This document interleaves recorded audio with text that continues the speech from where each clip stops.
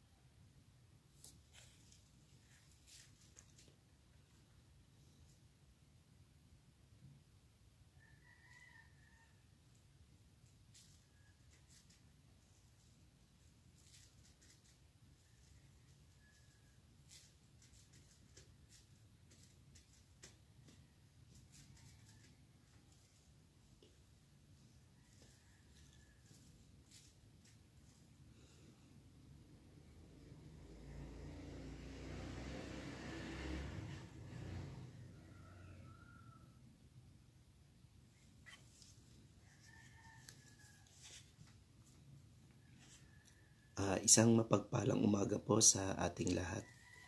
Ang Diyos po ay mabuti. Amen po. Amen. So, muli po ako po ay nagpapasalamat sa Panginoon dahil sa ginamit uli ako ng Panginoon ngayong umaga sa pag-aaral ng salita ng Diyos. Ako nga po pala si Brother Glenn A. Pligaria ng sa Antipolo City. So under po ako ng District 8 sa pangunguna po ng aming District Supervisor, si Pastor Pedro Vigon Draneos. At ako po ay nasa DFC Antipolo sa pangunguna po ng aming Pastora Euphemia Anyain. So ang Diyos po ay mabuti. Maraming salamat sa umagang ito, sa isang muli pribilehiyo na pinagkaloob sa akin ng Panginoon na magamit sa ganitong pag-aaral ng salita ng Diyos. So bago po tayo magsimula ng ating pag-aaral ng Diyos, pag-aaral ng salita ng Diyos, tayo po muna ay umawit sa Panginoon. Hallelujah. Dinggin niyo ang dalangin ko, nais kong mapalapit sa iyo,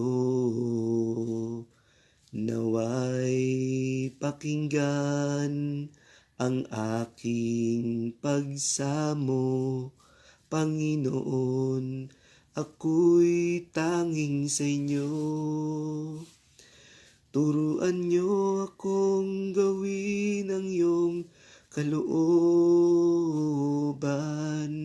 nang masunod layunin niyo sa aking buhay.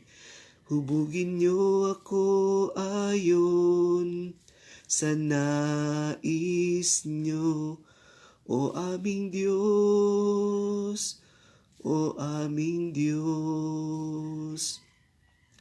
Dinggin niyo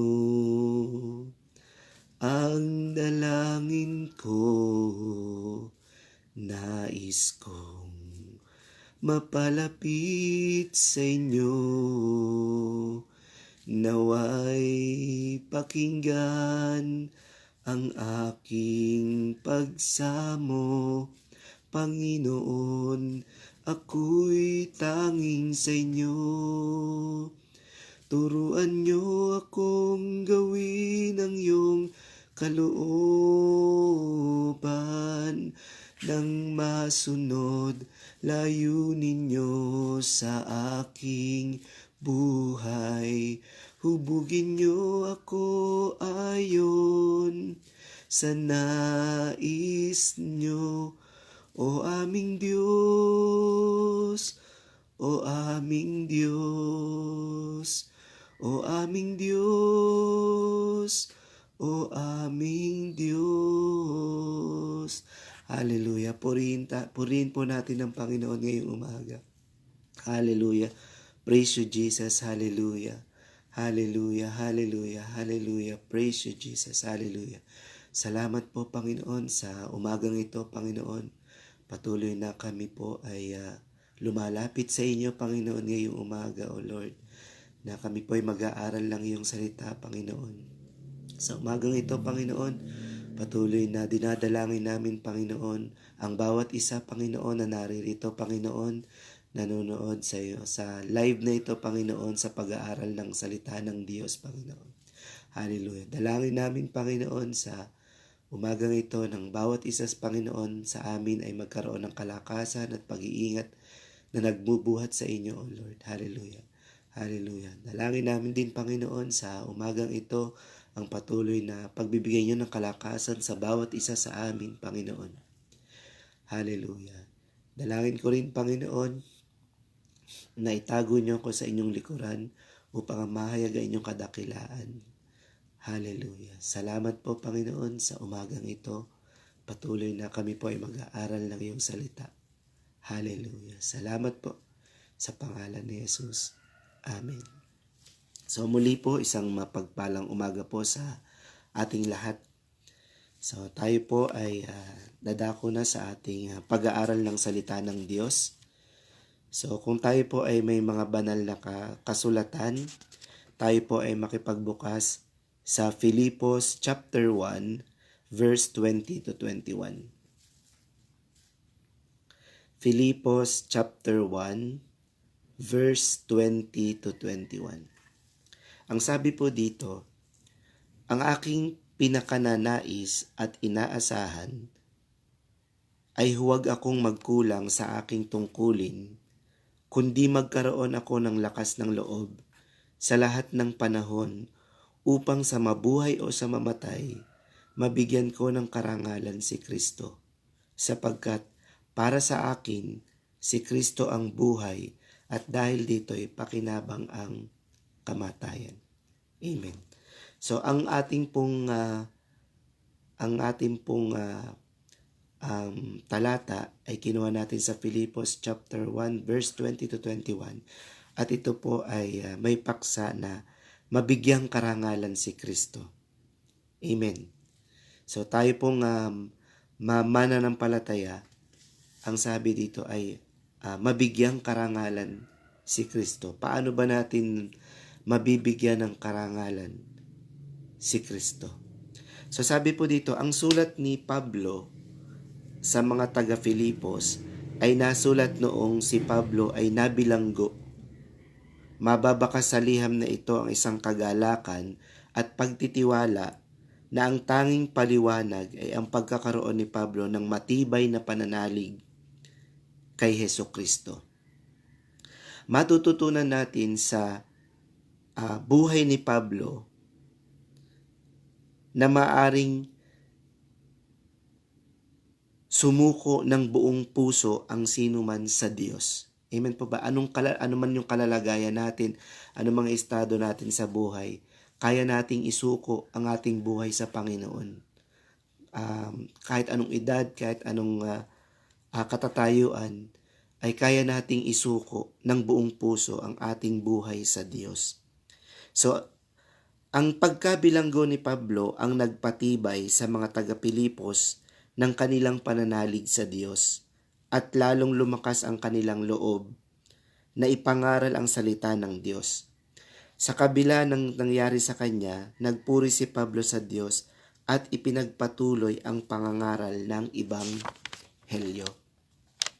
Naunawaan ni Pablo ang kahihinatnan ng buhay na ibinibigay kay Kristo sa pamamagitan ng kanyang mga paghihirap at pagtitiis.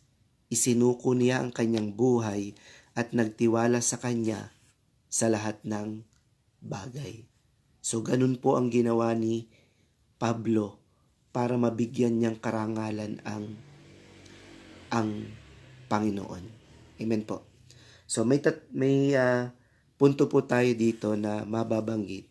Sabi po dito, ano ang dapat gawin upang mabigyang karangalan si Kristo? So ano daw po ba yung dapat nating gawin upang mabigyang karangalan si Kristo? So una po, sabi po doon sa verse 20 ng ating teksto, sabi po doon, ang aking pinakananais at inaasahan ay huwag akong magkulang sa aking tungkulin. Amen. So ang unang bahagi po, ang unang punto po na sinasabi dito ay gawin natin ang ating tungkulin. Amen. So hindi dapat tayo magkulang sa ating tungkulin. Amen po ba? Amen. So ano po ba yung nararamdaman ng ating Diyos o halimbawa sa ating pagtatrabaho? Amen. Sa ating mga trabaho, kapag nagawa natin yung ating tungkulin bilang isang empleyado, ano po ba nararamdaman nung may-ari ng company? Di po ba natutuwa? So ganun din sa ating sa pamilya, kapag nagawa ng ating mga anak ang kanilang tungkulin. So ano po nararamdaman natin mga magulang? Di po ba natutuwa tayo? So ganun din po ang Panginoon. So ganun din po ang ating Panginoon. Kapag nagampanan natin o kapag hindi tayo nagkulang sa ating tungkulin o kapag nagawa natin yung ating tungkulin bilang isang mananampalataya, natutuwa ang Panginoon. Amen po. Amen. So sabi po doon, so pinatunayan po ito sa 1 Corinto chapter 9 verse 17. Ang sabi po sa 1 Corinto chapter 9 verse 17, kung ginagawa ko ito ng kusang loob, ako ay may gantimpalang hihintayin, ngunit ginagawa ko ito bilang pagtupad sa tungkulin sapagkat ito'y ipinagkatiwala sa akin. Amen po. So ang mga tungkulin po, ito po ay ipinagkatiwala ng Panginoon sa atin. Amen po, dahil may tiwala ang Diyos sa atin na kaya nating gawin itong mga tungkulin na ito. Ano po ba yung sinasabi mga tungkulin na ito? Una, syempre, ang ibahagi natin ang salita ng Diyos. Amen po, tayo po ay magbahagi o mag-ibanghelyo. Amen po. So yun po yung sinasabi natin, pagtupad natin sa tungkulin sapagkat ito'y ipinagkatiwala sa atin ng Diyos. Tayo pong mananampalataya at kaya tayo tinawag na Kristiyano, tayo po ay kailangan nating ibahagi yung salita ng Diyos na isa po ito sa ating tungkulin bilang isang mananampalataya. Amen po. Amen. So makikita rin po ito sa Deuteronomio chapter 10 verse 12. At ngayon Israel, ano ang hinihingi sa iyo ng Panginoon mong Diyos, kundi matakot sa Panginoon mong Diyos, lumakad ka sa lahat ng kanyang mga daan, ibigin mo siya at paglingkuran mo ang Panginoon mong Diyos ng buong puso at buong kaluluwa mo. Amen po. So ito yung tungkulin na dapat nating gawin bilang isang mananampalataya. Sinasabi dito, hinihingi sa'yo ng Panginoon mong Diyos, matakot sa Panginoon mong Diyos. Amen. So magkaroon tayo ng takot sa Diyos. So yun po yung isang hinihingi ng Panginoon, isang tungkulin natin, matakot tayo sa Diyos. So anumang bagay yung ginagawa natin, kailangan nating unahin ang Panginoon. Kailangan natin na alam natin na hindi ito kalooban ng Panginoon. Amen po. Amen. So lumakad kayo sa lahat ng kanyang mga daan. So ang dapat nating tahaking daan ay ang daan papunta sa Panginoon. Amen po. Isa yun sa tungkulin na dapat nating gawin. Amen. So ibigin mo siya ng at paglingkuran mo na ang Panginoon ng buong puso mo at ng buong kaluluwa. So isa sa mga bagay bukod sa pagbabahagi ng salita ng Diyos, ang isa sa mga tungkulin natin, ang isa sa mga responsibilidad natin bilang isang mananampalataya, ang sabi po dito ay paglingkuran mo ang Panginoong mong Diyos ng buong puso at ng buong kaluluwa mo. Amen po. So tayo po ang tungkulin natin dito sa mundo ay ang paglingkuran natin ang Panginoon ng ating buong puso at ng buong kaluluwa. Amen po. So yun po yung unang bagay na ano ba yung dapat nating gawin upang mabigyang karangalan si Kristo. Amen. So gawin natin ang tungkulin natin sa Panginoon. Sa pangalawa po, magkaroon ng lakas ng loob. Amen. So tayo po bilang mga mananampalataya, nakakaranas tayo na minsan parang tinatamad ka na magsamba, maglingkod sa Panginoon. Pero hindi po yun kalooban ng Panginoon. So ang sabi po doon ay sa Roma 12 chapter 11. So minsan nakakaramdam tayo ng panghihina. Amen po. Nakakaramdam tayo ng panghihina, parang ayaw mo nang maglingkod sa Panginoon. Parang maraming bagay yung nagiging sagabal sa iyo para makapaglingkod ka sa Panginoon. Pero hindi po yun ang kalooban ng Panginoon. Mga kapatid, ang kalooban po ng Panginoon ay paglingkuran natin siya. Paglingkuran natin siya, na gawin natin yung ating tungkulin at magkaroon tayo ng lakas ng loob na paglingkuran siya. Maraming bagay, halimbawa sa sa ating pag-iibanghelyo, pagkakaroon ng paghayo po natin, pagbahagi ng salita ng Diyos. Minsan nakakaranas ka ng panghihina, nakakaranas ka na parang nawawalan ka ng lakas ng loob. Pero ang sabi ng Panginoon ay sa mga bagay na iyon ay kasama natin siya. Amen po ba? So amen. So sabi po sa Roma chapter 12 verse 11, huwag mga tamad sa pagsumikap, maningas sa espiritu, maglingkod sa Panginoon. Amen po. Ang sabi po dito, huwag tayo maging mga tamad. Amen. So huwag mga tamad sa pagsusumikap. So kailangan kung tayo man ay nagsusumikap para sa ating pamilya, mas magsumikap tayo para gawin natin yung kalooban ng Panginoon. Amen po. Huwag tayo maging tamad dahil ang ating pinaglilingkuran ay Diyos na buhay. Amen po. Siya po ay buhay magpakailanman. So next, sabi po doon, maningas sa espiritu at mapaglingkod sa Panginoon. So ito po yung isang bagay na dapat nating gawin. Ang sabi po doon ay magkaroon tayo ng lakas ng loob. Amen. So magkaroon tayo ng lakas ng loob na mapaglingkuran natin ang Panginoon. Amen po. So sabi pa po sa 1 Peter 5:10. So sabi po sa 1 Peter 5:10, so pagkatapos ninyong magtiis sa loob ng maikling panahon, na siyang pinanggagalingan ng lahat ng pagpapala, ang siyang magbibigay sa inyo ng kaganapan, katatagan, at lakas ng loob, at isang pundasyong hindi matitinag. Siya ang tumawag sa inyo upang makibahagi kayo sa kanyang walang hanggang kaluwalhatian kasama ni Kristo. Amen po.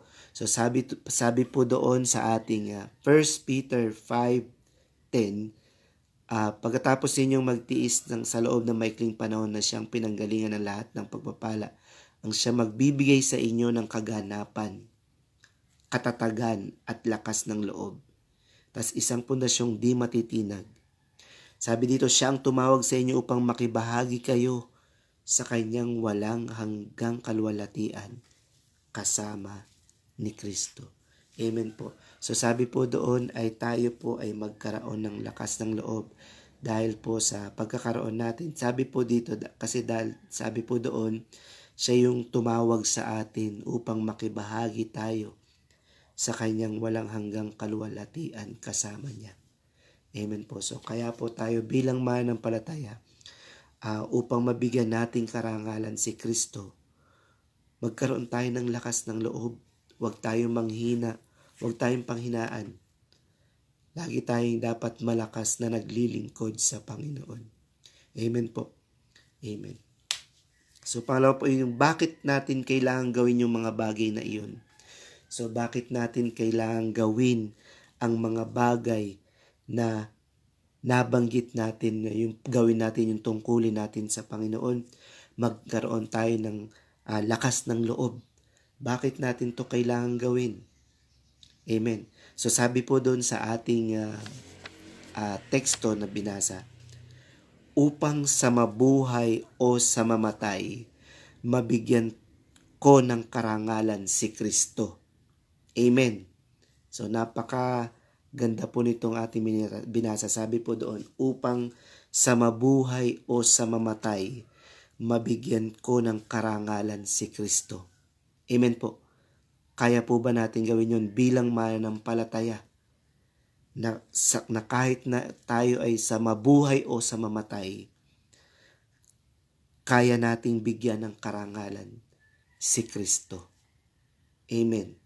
So katulad po nung ginawa ni Pablo. So kahit po siya ay nabilanggo, kahit siya ay maraming bagay siyang hindi ginawang maganda, kahit siya ay hindi pinaniwalaan ng mga tao, pero naglingkod pa rin siya sa Panginoon. Amen po. Ginawa pa rin niya yung kalooban ng Panginoon. Mas minabuti niya yung maglingkod sa Panginoon. Kahit siya nabilanggo, naroon pa rin yung ang pag-iingat ng Panginoon sa kanya, at naroon pa rin yung ibinigay pa rin niya ang kanyang buhay para maglingkod sa Panginoon. Amen po ba? So tayo pong mga mananampalataya, ano man yung ating ginagawa, ano man yung ating yung katatayuan sa buhay, kaya nating ibigay, kaya nating isuko ang ating buhay sa Panginoon. Amen po ba? So sa ating mga nanonood po sa ating mga nanonood, kaya nating ibigay sa Panginoon ang ating buhay. So magsabi nga po ng amen, ang i-type nga po na ang amen na kaya niyang ibigay ang kanyang buhay para sa Panginoon. Amen. So yun po yung mga bagay na dapat nating gawin para mabigyan natin ng karangalan ang Panginoon. Amen po. So sabi po dun sa Awit chapter 86 verse 12, pupurihin kita o Panginoon kong Diyos ng aking buong puso at luluwalhatiin ko ang iyong pangalan magpakailanman. Amen. So napakaganda po yung sinabi sa Awit chapter 86 verse 12. Sabi po doon, pupurihin kita o Panginoon kong Diyos ng aking buong puso at luluwalhatiin ko ang iyong pangalan magpakailanman. Amen. So sabi po doon, pupurihin kita o Panginoon ng buo kong puso at luluwalhatiin ko ang iyong pangalan magpakailanman. So tayo po mga mananampalataya, ganun po yung ating gawin. Purihin natin ang Panginoon ng ating buong puso at luluwalhatiin natin siya magpakailanman. Amen po ba? Amen. So again, so yun po yung tatlong bagay. So yun po yung mga bagay na dapat natin gawin. So mabigyan karangalan si Kristo. So gawin natin gawin natin yung tungkulin natin. Magkaroon tayo ng lakas ng loob. At bakit natin ginagawa ito? Upang sa mabuhay o sa mamatay ay mabigyan natin ng karangalan si Kristo. Amen po ba? Amen. So, yun po yung mga bagay na nais kong ibahagi sa inyo sa umagang ito sa pag-aaral ng salita ng Diyos. So, sa atin po, sa ating buhay, paglilingkod sa Panginoon, hindi natin alintana ang mga bagay na mangyayari. Na ang focus lang natin ay ang paglingkuran natin ang ating Diyos. Amen po ba? Amen. So, hindi po natin alintana kung ano man yung mga bagay na magbibigay sa atin na hadlang na hindi tayo makapaglingkod sa Panginoon. Pero dapat po tayo ay nakafocus at kaya nating ibigay yung ating buong buhay, yung ating buong puso sa Panginoon. Amen po ba? Amen. So, yun po yung may iwan kong mensahe sa inyo na ibigay natin ng buong puso, ng buong kaluluwa yung ating paglilingkod sa Panginoon. Kaya natin iyon, mga kapatid, dahil ang ating Diyos na pinaglilingkuran ay Diyos na buhay at hindi nagbabago kailanman. Amen. So, sige po, tayo po ay manalangin. Panginoon, maraming salamat po sa umagang ito, Panginoon, sa mga salita na aming napakinggan, Panginoon. Patuloy na sa umagang ito, Panginoon, ay nagpapasalamat kami, Panginoon, sa kalakasan na pinagkaloob nyo sa aming Panginoon. Hallelujah. Sa mga salita, Panginoon, na dapat ka naming parangalan, Panginoon. Ito yung gawin namin ang aming tungkulin, Panginoon. Gawin namin, Panginoon, magkaroon kami ng kalakasan, Panginoon, upang kahit sa mabuhay o mamatay, Panginoon, kaya naming maglingkod sa inyo. Kaya naming ibigay sa inyo ang karangalan, Panginoon, at pagpupuri sa inyo, O Lord. Hallelujah. Salamat po, Panginoon, sa gabay ninyo, Panginoon, sa umagang ito, O Lord. At patuloy na i-bless nyo, Panginoon, ang bawat isa na nakakarinig ng iyong salita, Panginoon, sa umagang ito. Hallelujah. Salamat po, Panginoon. Ang lahat po ng ito ay buong kagalakang ibinibigay namin sa inyong dakilang pangalan, Panginoon. Salamat po. In Jesus' name we pray. Amen. Hallelujah. So God bless po sa ating lahat at magandang umaga po. Amen.